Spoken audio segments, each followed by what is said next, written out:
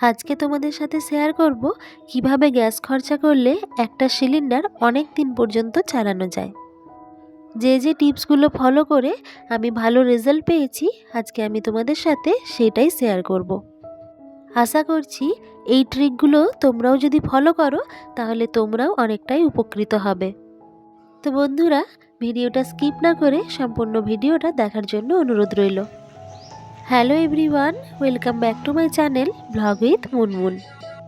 দিন দিন যেভাবে গ্যাসের দাম বেড়ে চলেছে, এটা কিন্তু নিম্নবিত্ত বা মধ্যবিত্ত পরিবারের ক্ষেত্রে ভীষণ অসুবিধাজনক হয়ে পড়ছে। আর গ্যাস যেহেতু নিত্য ব্যবহার্য, তাই অনেকেই অত মেপে ঝুপে গ্যাস ব্যবহার করতে পারে না।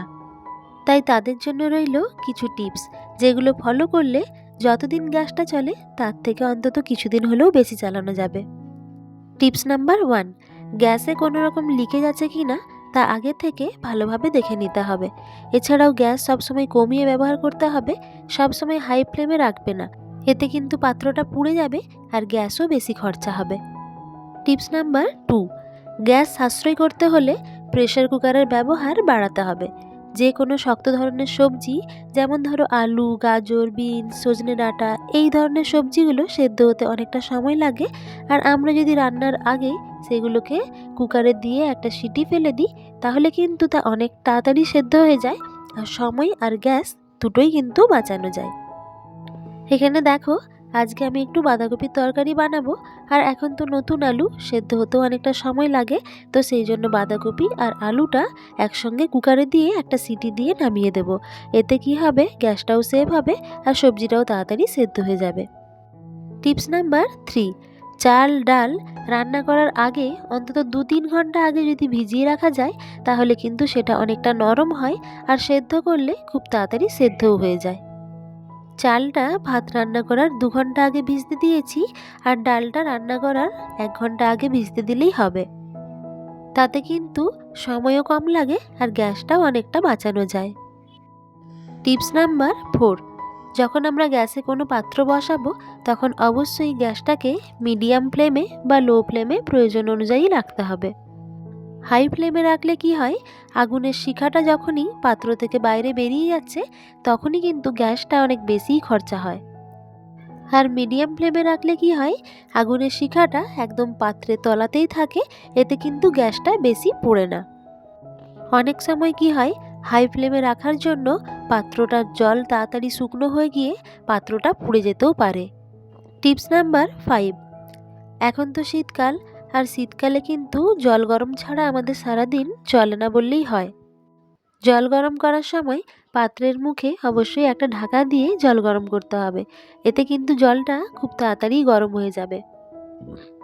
বারবার জল গরম না করে আমরা যদি জলটা একটু বেশি করে গরম করে নিই আর সেই জলটা যদি ফ্লাস্কে স্টোর করে রেখে দিই, তাহলে কিন্তু আর বারবার গ্যাস পুড়িয়ে জল গরম করতে হবে না। এতে করে জলটাও একেবারে গরম হয়ে যায় আর গ্যাসের খরচাটাও অনেকটাই কমানো যায়। যাদের বারে বারে চায়ের নেশা আছে, এইভাবে যদি আমরা চাটাও বানিয়ে ফ্লাস্কে রেখে দিই, তাহলে কিন্তু অনেকটা সময়ও বাঁচানো যায় আর গ্যাসও বাঁচানো যায়। টিপস নাম্বার 6, গ্যাস সাশ্রয় করতে হলে আর একটা ভীষণ কার্যকরী টিপস ফলো করতে পারো। এখন তো শীতকাল, আর শীতকালে জলগুলো প্রচণ্ড ঠান্ডা থাকে, আর তাই গরম হতেও অনেকটা দেরি হয়। আমরা যদি তরকারি বসিয়ে দিয়ে তার মুখে 1 চামচি জল বসিয়ে দিই, তাহলে সেটা কিন্তু বেশ গরম হয়ে যায়। আর আমরা তো সবাই জানি, তরকারিতে যদি গরম জল ব্যবহার করা হয়, তাতে কিন্তু তরকারির স্বাদটা বেশ ভালো হয়। এদিকে দেখো, বাটির জলটাও আমার গরম হয়ে গেল, এদিকে কিন্তু গ্যাসটাও পুড়লো না। আর তরকারিতে গরম জল দিলে কিন্তু জলটা খুব তাড়াতাড়ি ফুটেও যায় আর বেশ ভালোভাবে সেদ্ধও হয়ে যায়। এই ট্রিকটা কিন্তু আমরা ভাতের ক্ষেত্রেও প্রয়োগ করতে পারি। ভাতের জলটা যখন বসানো হবে, সেই সময় হাঁড়ির মুখে 1 বাটি জল দিয়ে বসিয়ে দিলে যে ভাতের জলটা গরম হওয়ার সাথে সাথে এই বাটির জলটাও গরম হয়ে যাবে। এরপর হাঁড়ির জলটা গরম হয়ে যাবার পর চালটা দিলে ভাতটা কিন্তু খুব তাড়াতাড়ি ফুটে যায়।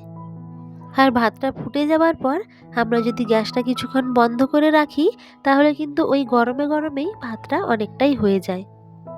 তারপর যদি ভাতটা আরেকবার ফোটানোর দরকার থাকে বা যদি শক্ত থাকে আর জলটাও যদি কমে যায়, তাহলে কিন্তু আমরা ওই গরম জলটা হাঁড়িতে আরেকবার দিয়ে ভাতটা ফুটিয়ে নিলেই ভাতটা কিন্তু তাড়াতাড়ি সেদ্ধ হয়ে যায়।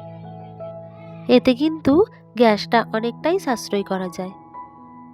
টিপস নাম্বার 7, গ্রামের দিকে উনুনের ব্যবস্থা থাকলেও সেভাবে কিন্তু শহরের দিকে অতটা উনুনের ব্যবস্থা নেই। আর উনুনের ব্যবস্থা যদি থেকেও থাকে তাহলে কিন্তু আমরা গ্যাসটাই ব্যবহার করি বেশি। যাদের এরকম টেম্পোরারি বা পার্মানেন্টলি কাঠের উনুনের ব্যবস্থা আছে তাদেরকে এই টিপসটাই ফলো করতে বলবো যে ভাতটা অন্তত এই কাঠের উনুনেই করুন। ভাতটা হতে যেহেতু অনেকটা সময় লাগে, তাই কাঠের উনুনে যদি ভাতটা করা হয় তাতে কিন্তু গ্যাসটা অনেকটাই সাশ্রয় করা যায়। পরিবারের সদস্য সংখ্যার ওপর নির্ভর করে গ্যাসের খরচা। যে পরিবারের সদস্য সংখ্যা বেশি সেখানে গ্যাসের খরচাও বেশি, আর যাদের সদস্য সংখ্যা কম সেক্ষেত্রে গ্যাসের সাশ্রয় কিন্তু অনেকটাই করা যায়। বন্ধুরা, আজকের ভিডিওটা যদি তোমাদের ভালো লেগে থাকে তাহলে প্লিজ একটা লাইক করে দিও আর কমেন্ট করে জানিও ভিডিওটা কেমন লাগলো। আর যদি এরকম আরও নতুন নতুন ভিডিও আর টিপস পেতে চাও তাহলে আমার চ্যানেলটা সাবস্ক্রাইব করে আমার এই ছোট্ট পরিবারের পাশে থাকতে পারো।